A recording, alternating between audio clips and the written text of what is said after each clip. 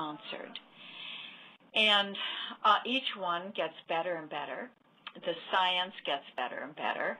And the speakers and so forth. This one, of course, is taking place in Tucson at the end of this week, in April. So I know your readers will not get to hear this, but I so recommend anybody who has this interest to contact Patients Out of Time and find out when the next conference is, because these are really important people come there, people much more knowledgeable about the physiological aspects of cannabis use than I, and yet this is where the real science lies and is important for the public to know. Yeah, I agree. It's very important. That's why we're shouting it from the rooftops. I'm glad you're one of the people shouting it. Yeah. It's work that I've, did 2 decades ago, so I probably am maybe the quietest of the shouters.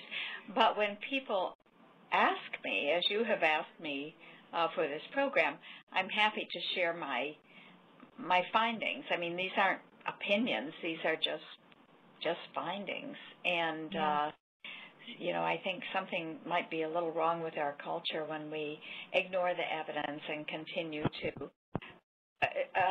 think of marijuana as a dangerous drug. You're quiet. You were part of just put it this way, the 30-minute... Oh, you know what? I'm losing you. Can you hear me now? Now I can hear you, yes. Okay, great. I was going to tell you that the 30-minute presentation on YouTube was definitely one of the more memorable indoctrinations to this information that I encountered on my journey to enlightenment on medical cannabis. You were one of the first faces that I became familiar with.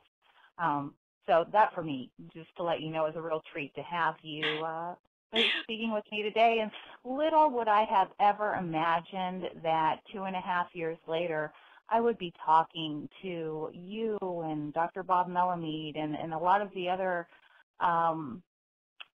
leaders in the forefront of the research, and also leaders in the forefront of the movement itself to create awareness. So, it was, I'm what you might call an accidental activist. I just kind of got the information and was squirming in my seat going, everybody's got to know this. What can I do? And before you know it, I found myself signing up to a Blog Talk Radio and asking people if they would come talk to me about this stuff. So very interesting how where our journeys take. Never know the seed that we're looking at is going to grow into, this big, beautiful tree.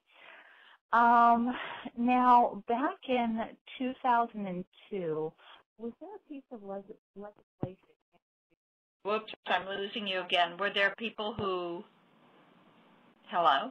Yes, I'm here. Okay. What was the end of, what was your question? My question was, back in 2002, Patients Out of Time, did they introduce a piece of legislation prompting to get cannabis rescheduled? They were doing that for a long time, even before they formed the organization. Okay. Marilyn Mathry is probably one of the most dedicated lobbyists I have ever encountered. I mean, they went, she and Al, assisted by Al Byrne, went to every major organization like the APHA, the AMA, the American Nurses Association. I mean, they had a list of reputable organizations that basically said this should be rescheduled, that this is not, that they promoted the medical use of marijuana. Right. So, Yeah, so they've been working in so many different ways at so many different levels, and then formed Patients Out of Time. Okay, I see. Now, do they still have a piece of legislation out there? Is there anything that we can do to help that process along? You know, I'm sure there is. I'll have to check it since I'm not on the board of Patients Out of Time now. I certainly can check with Mary Lynn, but she has been the primary impetus behind an organization of nurses in support of the legalization or decriminalization of cannabis. So, you know, I really recommend you talk to her because there is no one who has the history she has in fighting this battle. And she's done it valiantly. I have such deep respect for her. I would love to. Yeah, just if you get a chance, shoot over her information for me, and I would love to have her on. That's an interesting group to come and showcase. And she is on the okay. I'm getting calls about it here. Okay, she is. They have a website, and I would just go right onto their website, and you'll be able to make contact with them. And I'll see Mary Lynn this weekend, so I will be sure to tell her. Great.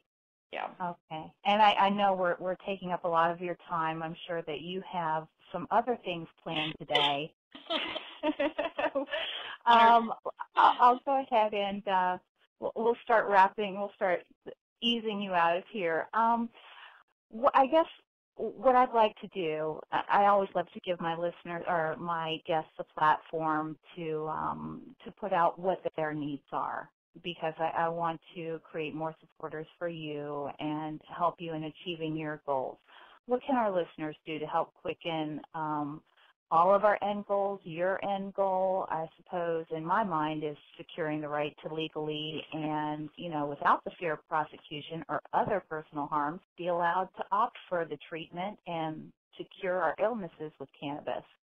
Well, I think what you could do as the public dissemination of knowledge is to really do a lot of what you're doing. Bring on the people who have done the research.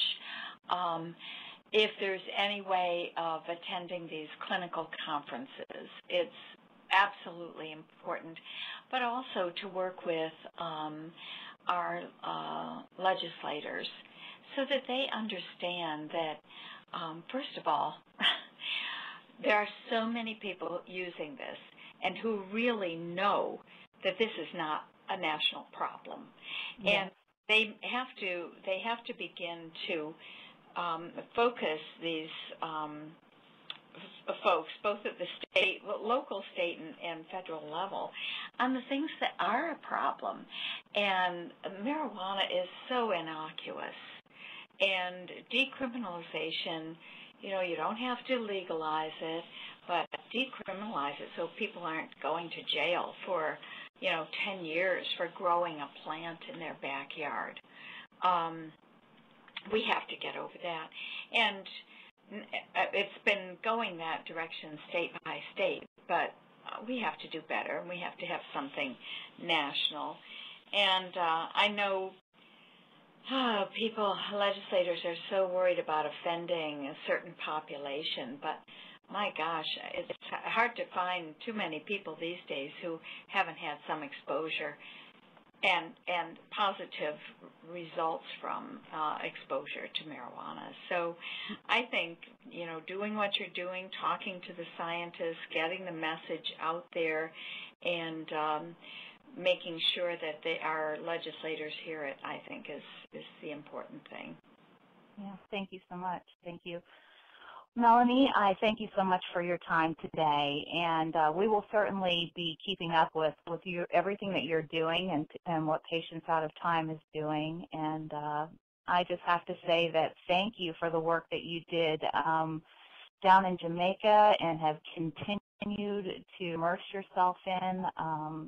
I think one day we're going to save the people and save the planet, all with cannabis. Well, I think with your attention, we might actually get there. So I appreciate it. Oh, thank you so much. And keep up this good work. Thank you. Thank you. Happy Mother's Day to you, and you have a wonderful weekend. Same to you. All right. Bye-bye. Bye-bye, Melanie.